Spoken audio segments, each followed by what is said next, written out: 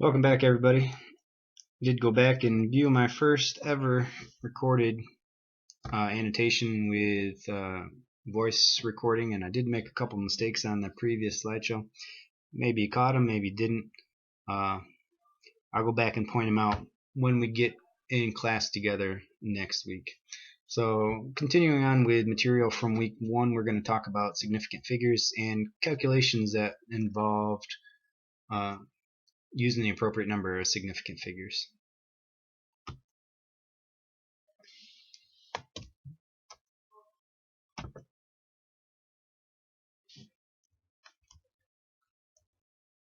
So first, what are significant figures? And these are the numbers that are recorded when we're making measurements in the lab.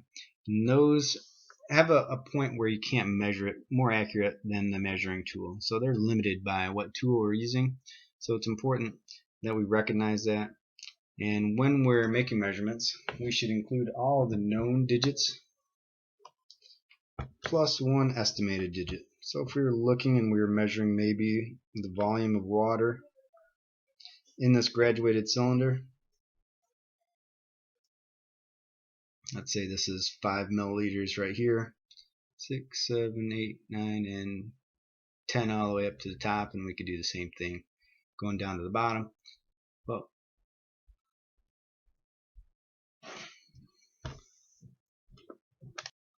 so this is your graduated cylinder.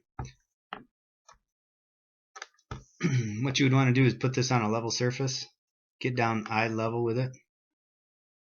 So there's your pretty little eye, and you're reading from the bottom of the curve here. So somebody might say that measures up exactly at 6.0, so they know it was 6, but they're estimating that it was right on the 0 mark. Your lab partner or a partner or a group, different group, might say that no, it's just a little bit above the 0 mark. So these are my estimated digits right here and right here. This is my known digit, this is my estimated digit. So it would be ridiculous to say that this is 6.056311 milliliters. And I should have included milliliters here and here as well. You can't be more precise than the measurements the tool allows you to be. And this is being extremely precise, where this tool is not capable of being that precise.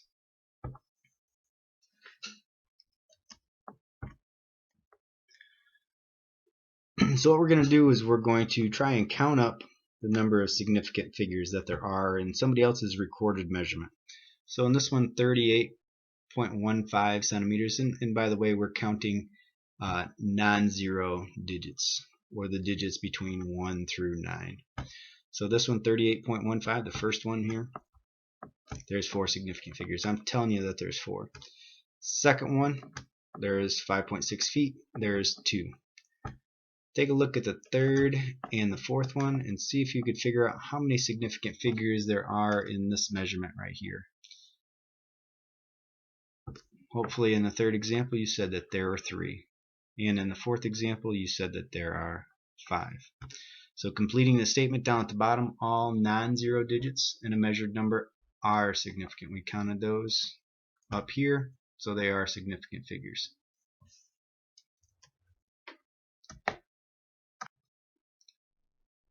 Next one are our leading zeros. Leading zeros are out in front of our first non-zero digit.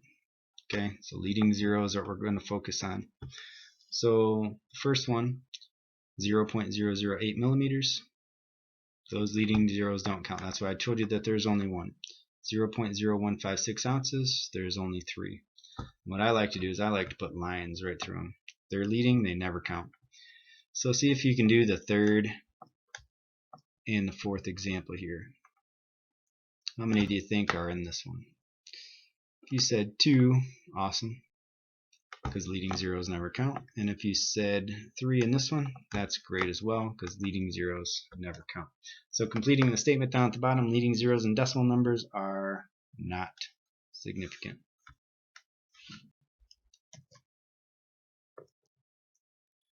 Sandwich zeros are our next one.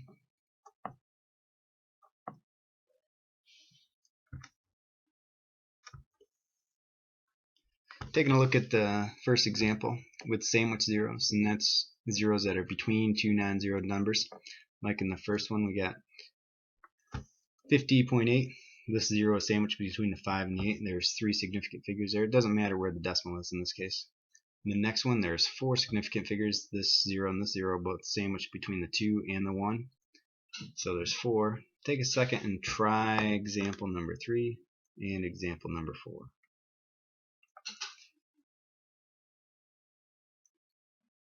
Hopefully you had a chance to think about number 3. If you said 4, you were wrong.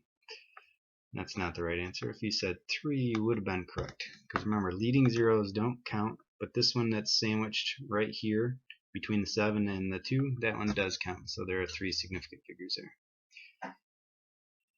Example number 4, there are 3 as well.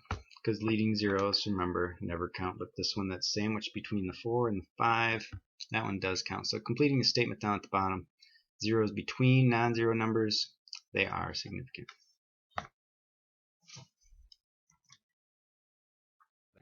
And we need to add something to this part right here, and that is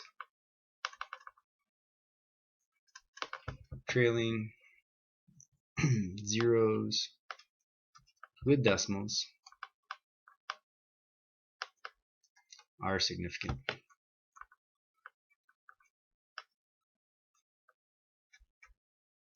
So if I change this to 200.0 years, that changes it.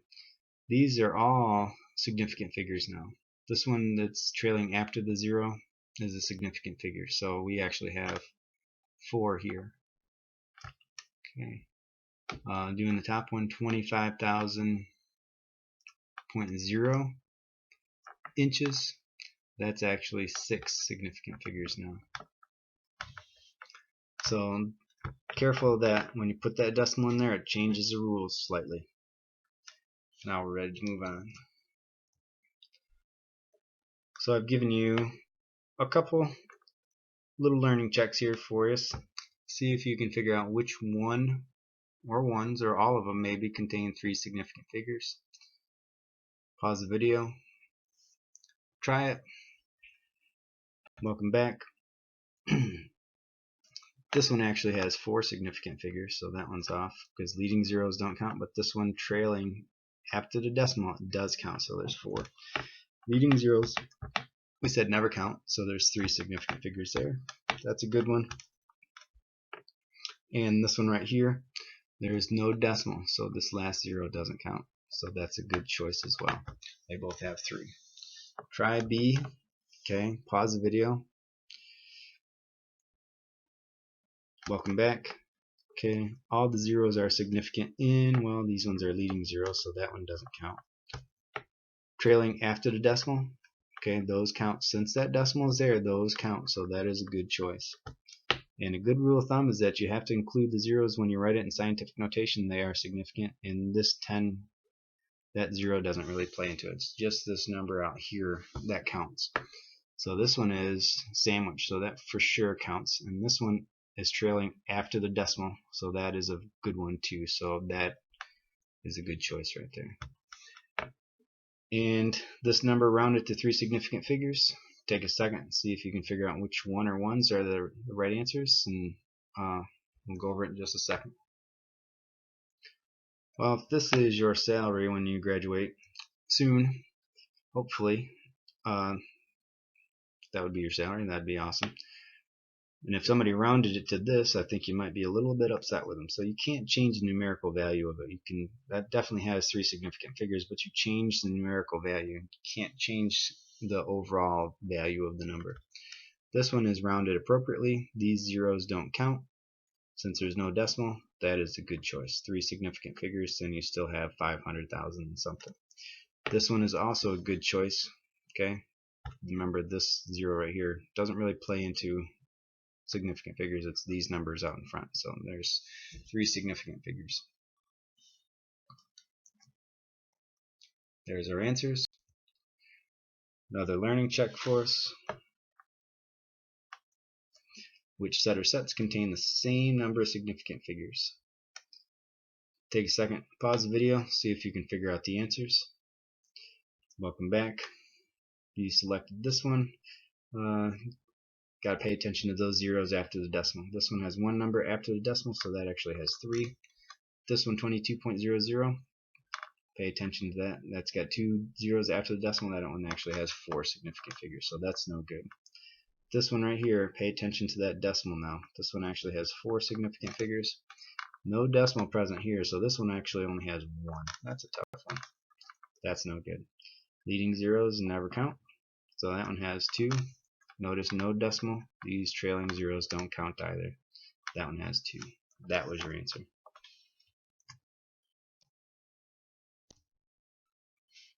Another learning check for us. Let's see if we can figure out what the answers to A through D are. A through E, sorry. Pause the video, go through and see if you can pick the ones that are most appropriate. Welcome back. Leading zeros never count, right? This one trailing after the decimal, okay? After the first non-zero digit, this one counts, okay? So watch that one after the first non-zero digit. So this one actually has 2. This one's sandwiched. This one's trailing after the decimal. Both of those count. So that one actually has 4. Leading zeros never count. Only 1. Decimal is present. That one counts, and that one counts as well. Trailing after the decimal. So there are 3 significant figures there. And a bunch of B's that I don't want to run into. Okay, this 0 is sandwiched, so that's a good one. These zeros are just placeholders. So there's only 3 there. There's our answers. The last thing we have to cover is what happens when we're adding or subtracting or multiplying and dividing in significant figures, because your calculator is going to float lots of digits after that decimal, and we need to figure out a way that we can round it appropriately. So our calculated answer can't be more accurate than the measuring tool. We should most of the time match our least precise measurement, and there's rules for different types of operations in your calculators. So taking a look at the first example, when we're when we're adding or subtracting, we pay attention to how many digits are past the decimal. This one only has 1 digit past the decimal. This one has 2 digits past the decimal. I find the one with the smallest number of digits after the decimal, and I match my answer to it. So when I add these up, this is what I get, 26.54, but I don't include that 4 right there, because I only want 1 digit past the decimal. If this were a 5, you would have to make your decision on whether it's large enough to round up or not, but it's not, so we just leave it as is. So a learning check for us. Don't need your calculators, just see if you can figure out how many digits are past the decimal and use the rule that we just went over. So this one has 2 digits past the decimal, this one has 1, and this one has 1. So my calculated answer should only have 1 digit past the decimal, and the only one that fits that criteria is number 2. Looking at B, 58.925, that one's got 3 digits past the decimal, and 18.2, that one only has 1 digit past the decimal. So I find the one with the fewest number after the decimal and I match my answer to it, and the only one that fits that criteria is this one right there.